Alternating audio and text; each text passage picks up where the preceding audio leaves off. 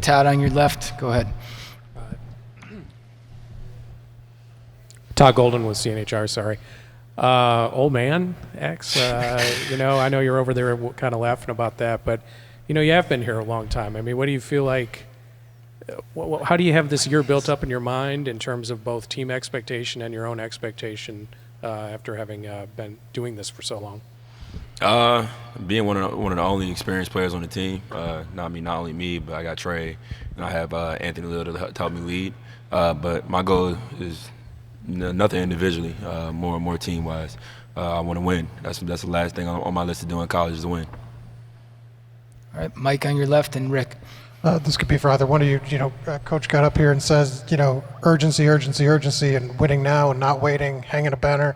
How does that rub off on you guys? And is he like that on the court during practice? I mean, do you sense that urgency from him that it's win now time? Yeah, for sure. He's all about winning, and that's been the thing since day one when he got here. He wants to win, and so do we. So it's got to be everybody coming together and doing the right things every day, and bringing those younger guys along, so we can be successful and win. Rick on your left and Rebby. Trace was one of the best players to ever. Rick Bozich, WDRB in Louisville. Trace was one of the best players to ever play here. Race was here as long as you are now here, and Miller, and obviously played a lot. And Hood Schifino's a first-round draft pick. How do you guys continue the success you had last year? How do you put another team back together? Buying into Coach Wilson. That's the first thing. All those guys were coachable and listen to Coach Wilson, listen to what he had to say when he was coaching. Just listen to everything that he told us, and that's what a lot of guys got to buy into, because a lot of guys come from different systems, and this is a major time for us as a team, because we got to come together right now. We can't wait until November to come together. Rebby and then Alex. Jeff Rabb, JohnSpeaks.com. Xavier, you mentioned leadership. Woodson mentioned leadership. What does leadership actually look like on a day-to-day basis? They get on me a lot about talking. I'm not the loudest guy, but I like to say everything by example. I like to lead by example. But the one thing, I'm one of the most experienced guys on the team this year, so they're expecting me to lead by example and by my voice, honestly. Alex and Zach. X, you've obviously spent as much time with Khalil Ware since he's been on campus as anybody working out with him.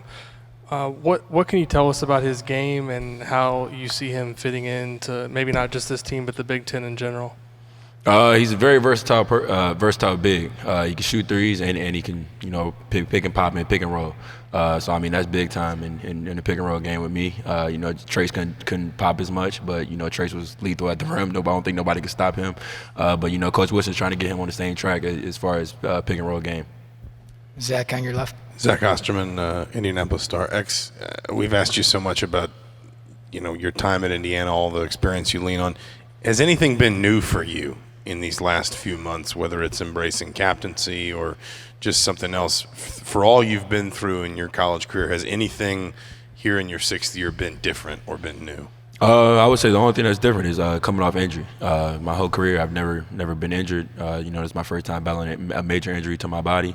One thing, the coaches have been preaching to me is about staying in the training room. The training room got to be my best friend. Seth on your right, then Pete.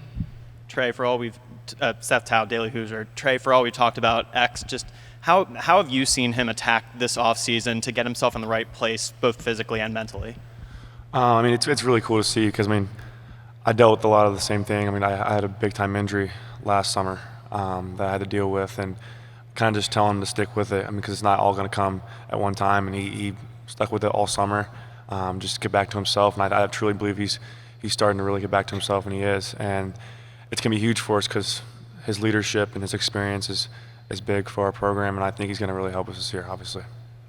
Pete, back left. X over here.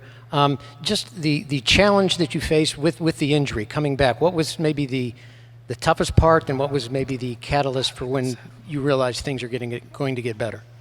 The toughest part was, seeing my team. We went on a losing streak last year, and, I couldn't really help them out to get on the floor to really help them out. So I had to, talk to them and just be the motivational speaker on the sidelines. What was the second part of your question? I realized things would turn around, Probably not until I got back on campus, honestly. Even though I've been already had my waiver, I was already cleared. I just think that, I just believe things are going to change once I got back on campus. And, once I talked to all the coaches and once the whole team came together. Riley, back right, then Seth. Hey guys, Riley Woodall, IUS TV Sports. Nice to meet you. Trey, you took a big step up from the three-point line last year, but the team didn't have a consistent identity beyond the arc. What have you guys been working on in practice to develop that as you head into this year?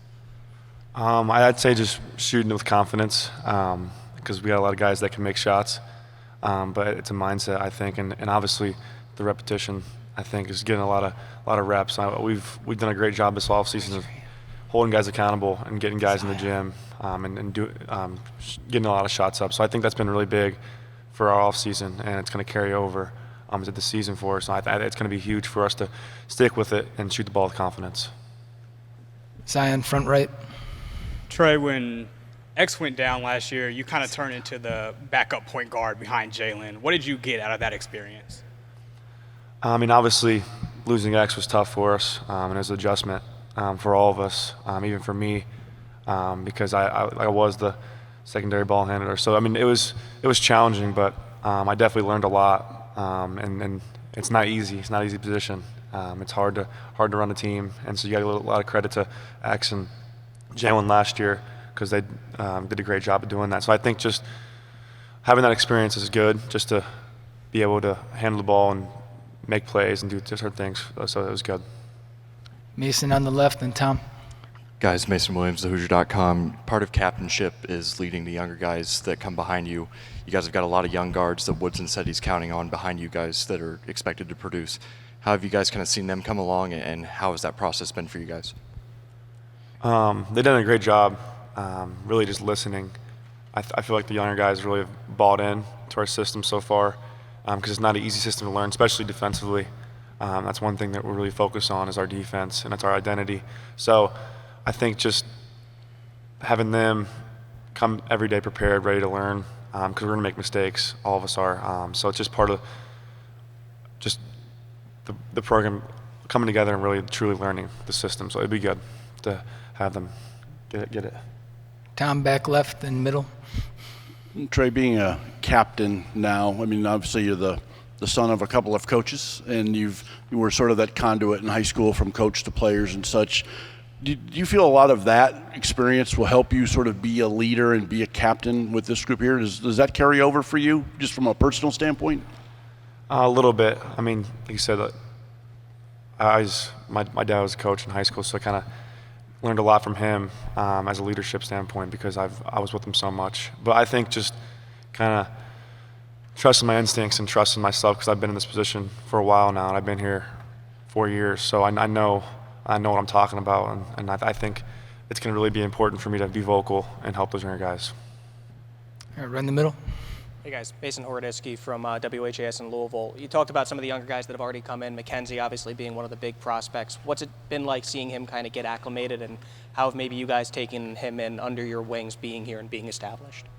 Honestly, there's not much you need to tell Mac. He's a young guy. He played in an experienced league in high school. He played against good players in high school as well. He's one of the top recruits, as you said. He's coming along pretty well, though. One thing we're trying to hold back on him is taking bad shots. That's the thing that they're usually freshmen come in and do. They just think they're just going to be shoot the ball. Now you got to play team basketball.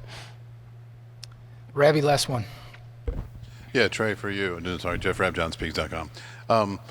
For your year this year, what are 3 or 4 things that are really important that you feel for you to do on the court for you to maximize your impact?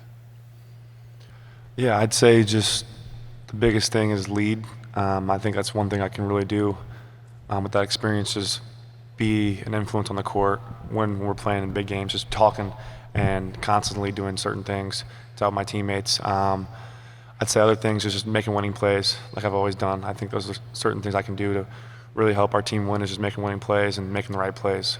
And I'd say just wherever the coach needs me to do, just be ready to be in that position. I feel like I can be thrown into a lot of positions and do them. So I think just being ready for whatever coach throws at me. All right, thanks, guys.